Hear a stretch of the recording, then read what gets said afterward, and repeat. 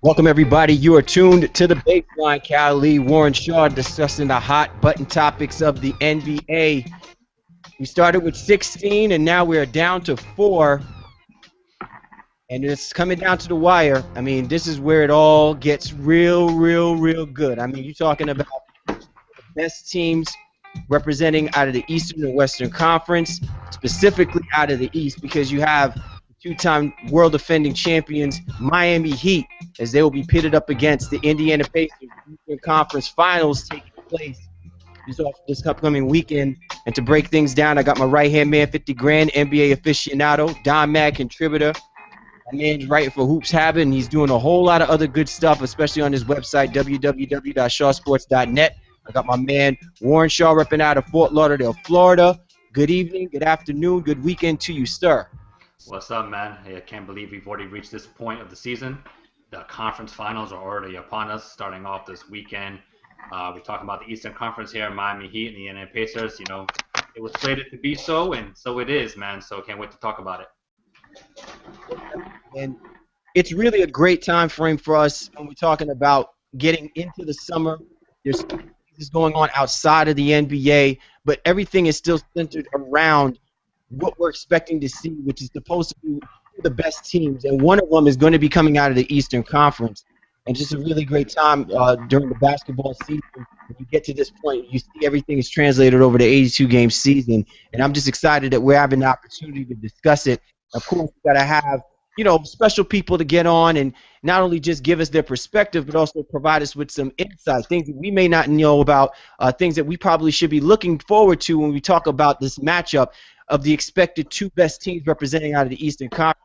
So without further ado, of course, I got to bring back my man BT, Brandon Taylor, representing Tru School Sports. He's doing this thing out of Dallas, Texas. What's going on, Brandon? I'm doing great, man. Just ready for the gloves to come off and see this heavyweight fight unfold right in front of us.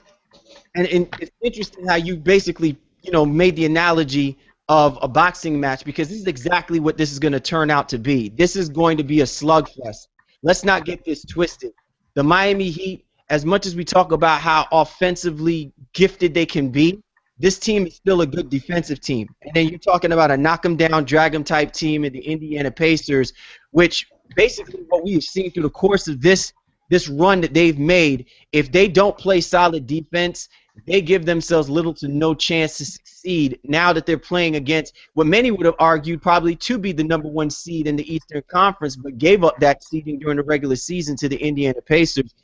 Y'all, when you look at how this Miami Heat team came forward and handled their business in the playoffs, are we looking at a team that is completely different than what we saw over the course of the last couple of months going into the playoffs?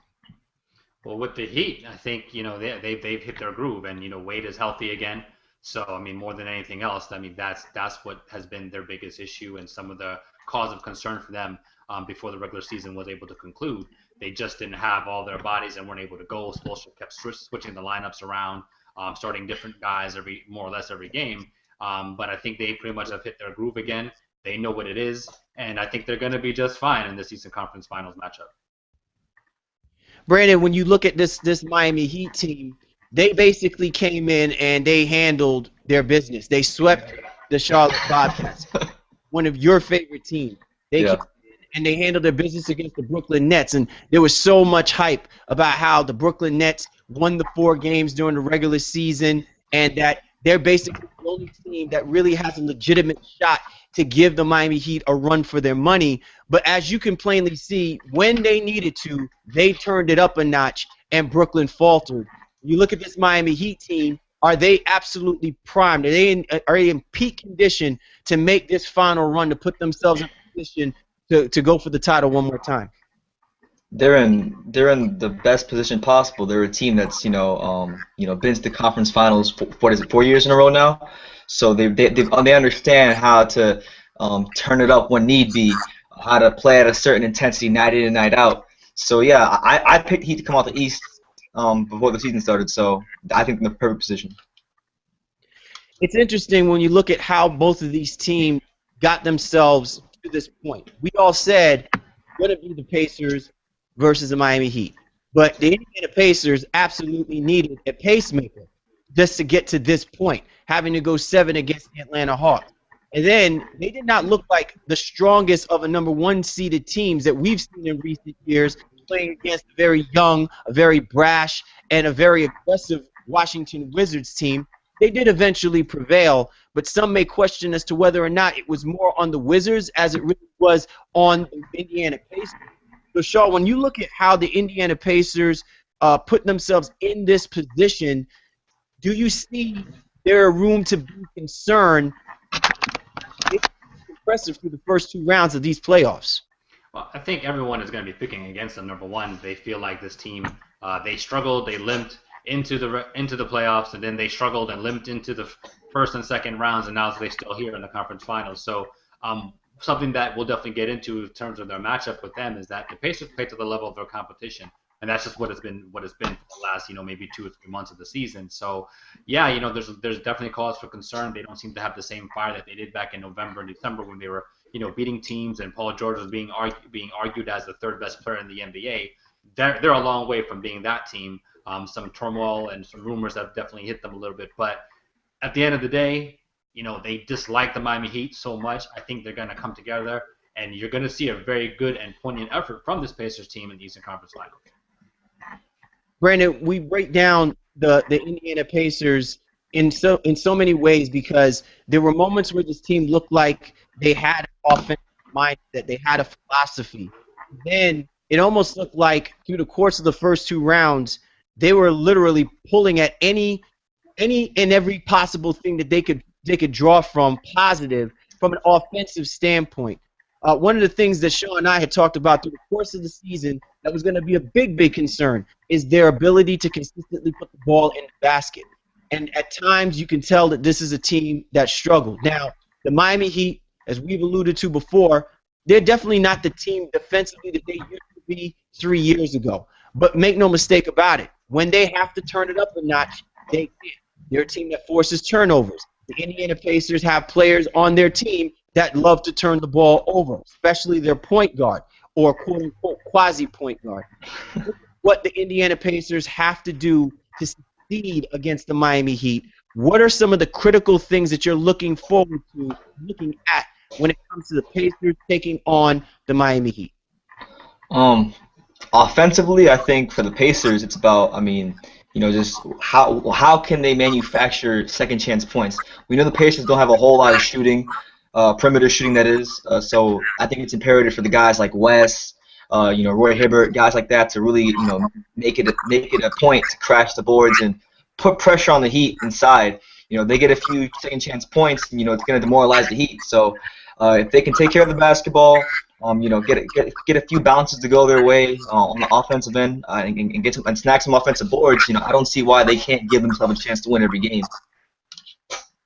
How important is it, Shaw, for the Indiana Pacers to win Game 1 in this series? Most people look at a team that's a number 1 seed. You've said it before. You hit it right on the head. Championships are not won until you win on the road. And ultimately, if you're the Miami Heat, you win Game 1, you probably say that's expected. They're defending champs. They know what to do in this situation. They know how to strategize and put themselves in a position where they have actual advantage when they may not have advantage. But in a situation like this, how important is it for the Indiana Pacers to kind of put the Miami Heat on notice by winning Game 1? Because all has been said through the course of this year how important it was for the Indiana Pacers to have home field advantage at this particular time, the Eastern Conference Finals over the Miami Heat. Well, I think it's more important that they've gotten their goal in terms of having the home court. So that's they're very happy about. Game 1 is something that sure they'd like to send a message, maybe not so to the Miami Heat, but maybe even to the media and the rest of the league that's going to be probably picking against them going into the series, because everywhere I've seen is just like, well, the Pacers they stumbled in here, so they're not really the same team that we thought they were going to be at the end of the season now. So if they were to go out here and win Game 1, it would send a great message to Miami, but more or less to the people that are going to be picking against them. But they have home court mainly for a potential Game 7. That's why they felt like they lost last year, and I think that's what's most important to them, because as you alluded to in the outset of the segment, good teams can win on the road. So if Miami were to come in here and steal Game 1, that's not all that surprising. Indiana would just have to be able to bounce back, take game 2, and then eventually get a game back in Miami at some point as well. Brandon, you talked about it a little bit before about how important it was for Indiana to maximize on second chance opportunities. We've seen the struggles of Roy Hibbert. And I think in this particular series, while everybody is looking at Roy Hibbert, how bad he struggled offensively, I think defensively and rebounding-wise, he is absolutely going to be important in this series. Is it something that Frank Vogel, in your opinion, should press upon for Roy Hibbert to more so worry about what he needs to do defensively and also from a rebounding perspective, rather than for him trying to look and find his game the way that he's been searching like there's no tomorrow through the course of the first 2 rounds? Yeah, I think Frank. Could you repeat the question? I didn't get the whole question. My computer froze.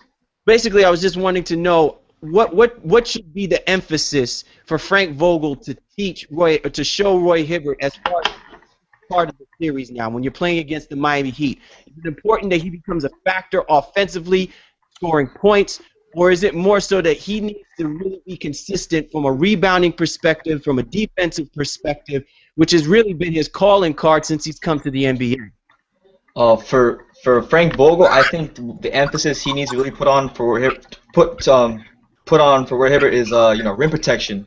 I think Roy Hibbert has to provide that elite rim protection that he's been known for since he came into the league. If Roy can do that, it's not get into foul trouble, because you don't want the Heat to get into that bench.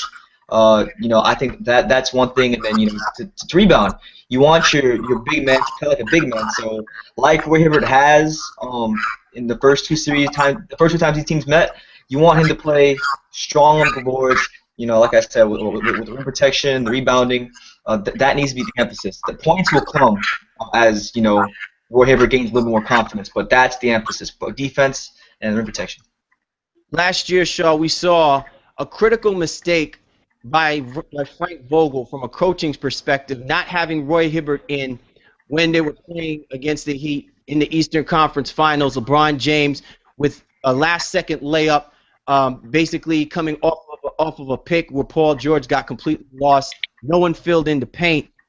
How much of an emphasis will Frank Vogel have in trying to keep Hibbert on the floor as much time as possible, especially after the dominating performance that LeBron James exhibited against the Brooklyn Nets in this past series? It's funny you mentioned that. We talk about the Miami Heat. That's a game they won because of a coaching mistake, and then they won the Game 6 of the NBA Finals because of a coaching mistake with Popovich not having Duncan out there as well. So, I think that's a very interesting point that you just brought up there. But in terms of Hibbert, he has to be on the floor, and as Brendan alluded to, has to be a guy who can clog the paint. In the 4 games that he played against them this season, he didn't really do a whole lot. 14 points, but 3 rebounds. So he was more or less going through his downward spiral that he's been going through in the playoffs. In the 4 games that he played in Miami, how does a guy that big, who got 32 minutes a night versus the Heat this year, average only 3 rebounds versus them? And the Heat are the 30th, which means dead last rebounding team in the NBA. So that's something that Hibbert has to improve upon. You can't have guys like West and Paul George out rebounding you when you're a 7-footer and you're getting 30-plus minutes a night. You tune to The Baseline. Callie, Warren Shaw discussing the Eastern Conference Finals preview. The Miami Heat, the number 2 seed, will be taking on the number 1 seed, the Indiana Pacers. That will start off this weekend. And Brandon, when you look at this team, and I'm talking about the Miami Heat, everybody has been looking at Dwayne Wade. If he's 100%, the Heat have their best chance, obviously, always in it, always with opportunity to win, to win the title. But to me, there seems to be more of role players stepping up, making plays to help offset the fact that Dwayne Wade is not playing at 100%, even at this particular juncture of the playoffs. Guys like Mario Chalmers and Ray Allen, how much of a factor will these guys be against the Indiana Pacers? Because we all know that the Pacers, when they are defensively on point, they cut off the three-point line. They force you to play in and not play out. and Miami Heat love to stretch. So how important will it be for Mario Chalmers, Ray Allen, that backcourt to help offset a less than 100% Dwayne Wade who may not score at the same potency that he's done in recent past? As far as the backcourt, the guy Chalmers, Allen, and guys of that nature, you want them to be knocking down shots because not only will that spread the floor for other players, but it's gonna force a guy like we're able to come out and play because then all of a sudden the Heat always like to space Bosh out and you always find him in the corner. So if those guys are hitting shots, then Bosh probably spaced to the corner somewhere. It's gonna drag Hibbert away from the paint, and all of a sudden lanes open up. So I think it's imperative. If those guys aren't hitting shots, then it becomes a drag it out, grind it out game, which favors the Pacers. So I think that's one of the X factors of the series. The one thing that I found pretty interesting when you look at this Indiana Pacers team is the play of David West, because for quite some time David West has been kind of flying low under the radar. His numbers are down from last year to this year in the regular We are a collection of smalls, but in the a home playoffs, saved, he's actually stepped up. a hero and homebound made for a some new really, opportunity, really big contributions for a this kitchen team. that kickstarts One careers. thing that really interested me is how important will it be for the Indiana Pacers to lean on David West to be their number two? Clearly, they're going to need Paul George to play much better than he's played through the course of the first round. But how big will it be for David West to do what he did against the Washington Wizards in the second round to continue that on against the Miami Heat? Well, as we all know, even from you and I, when we go to All-Star, the Indiana Pacers, they swear David West is like he's their locker room guy. He's more or less the heart of that team. He keeps everybody focused, and he's a huge cog in that. So, but it needs to be more than that. He can't just be the quote-unquote spiritual leader. He does have to score, and he has to punish guys out there when he's on the floor. Whether that's Bosh guarding him, whether they're trying to match him up with Shane Battier or some of their smaller guys. West has to be able to go into the post, also hit that mid-range jumper, and be an effective rebounder. So Indiana definitely does need him to be that number two punch. But another guy that I want to kind of point out, and it's definitely something that we've alluded to a little bit even already, is the point guard play of the Pacers. And George Hill is going to have to be a guy who gives them more than 3.5 points a game, like he did against the Heat in the regular season. So I don't understand what his deal is. I mean, I understand he's not a great elite point guard, but you cannot be the starting point guard of a championship basketball team after 3.5 points a game against your rival. So those two guys are really going to have to step up and really have a chance to win.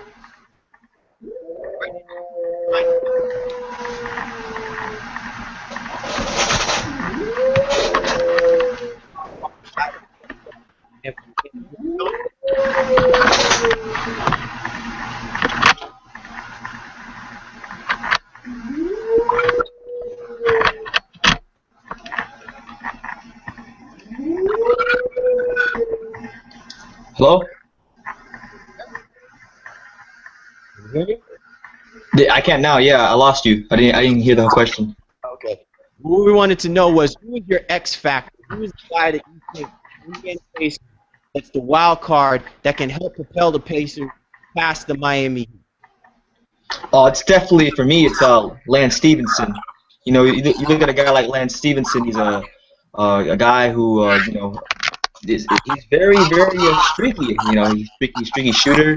He's a big guy. When the Pacers were playing the best basketball last year, when they were beating the Heat last year, Lance Stevenson was really producing. So I think if Lance can hit a few perimeter jump shots, chip in with rebounding, make smart basketball decisions when the ball is in his hand, that's a guy that if he's playing well, the Pacers are probably going to win the series. He needs to play well, on a very consistent basis for them to have a chance to win the series.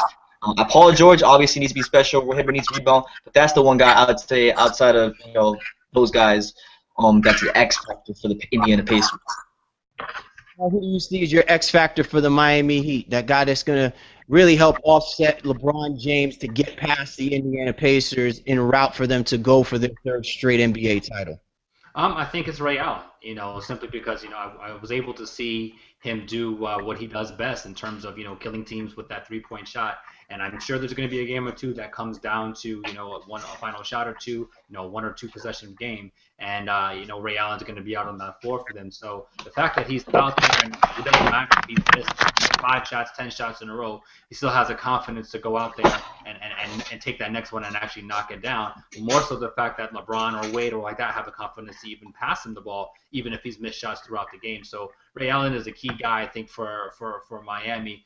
Chris Bosh obviously is going to be in too. He hasn't really played all that great against the Pacers this season, but I think Ray Allen coming off the bench in crunch time is going to be huge. All right, fellas, let's go ahead and break it down. Let's go ahead and make our picks. Brandon, I'm going to start with you. We're talking about the Miami Heat, Indiana Pacers. This is the trilogy. The Heat obviously have taken them 2 times already. Will this third time be a charm for the Indiana Pacers? Do they move on to get their first opportunity of playing for an NBA championship? No, they don't. I'm going with the Heat in 7.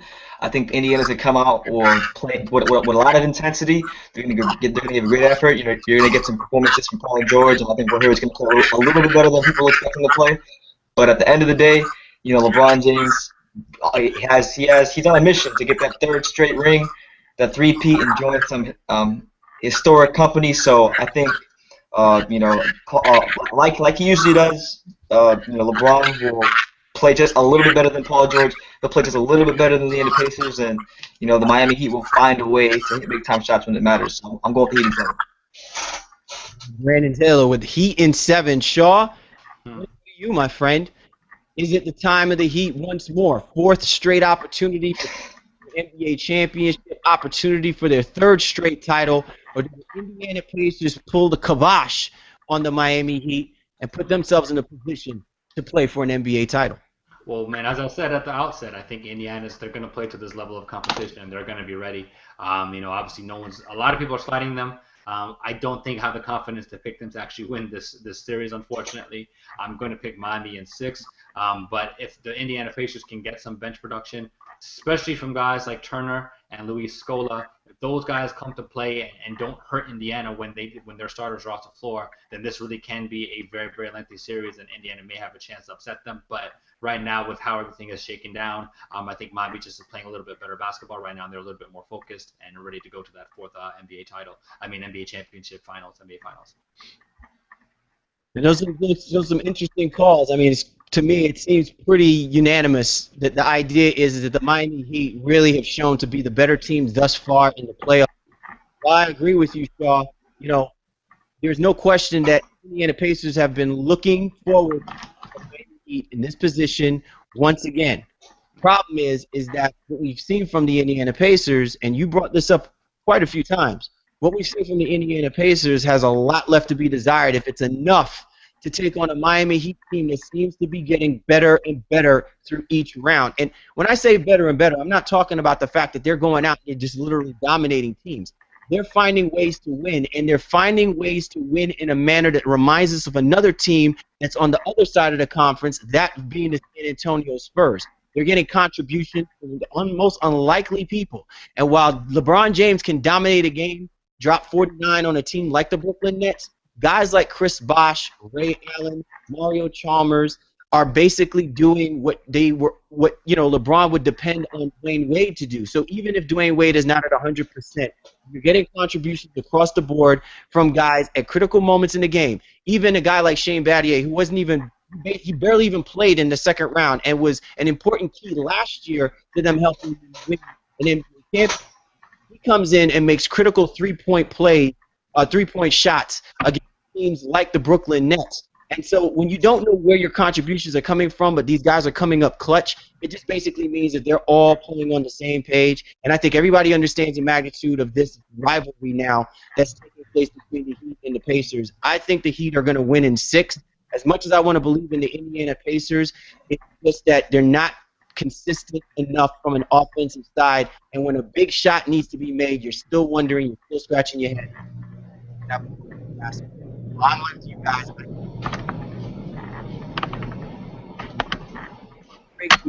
Another opportunity to win an NBA title.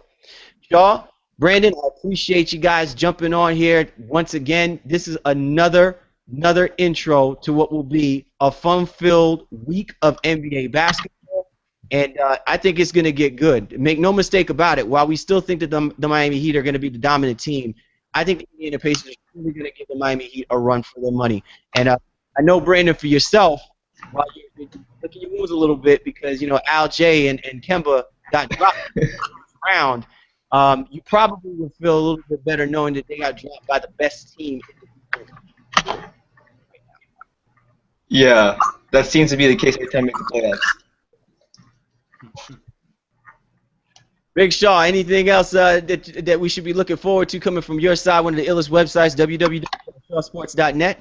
Oh man, that's very nice of you. We're just gonna keep it gangsta as we do on Shaw Sports, man. Definitely with all the work that we're doing from the football side, the baseball side, and definitely on my behalf with the NBA. Definitely gonna be looking at some of the draft combine stuff coming up on that. So then make sure you check us out over there at shawsports.net. But man, again, we're focused on the playoffs, man. So I love doing these shows. Talking with my guys, talking with my dudes here, and I think this has been a great time. I hope to do it again soon. Most definitely. So for the baseline, Cal Lee, Warren Shaw, with our special guest Brandon Taylor from Tru School Sports. Be sure to check out Brandon's website. It's a great website full of great articles, great insight and analysis. And he's definitely one of the guys that you should watch for. And, we'd always love bringing him on. So for the baseline, you guys have a great evening, and we look forward to talking to you during the Eastern Conference Finals.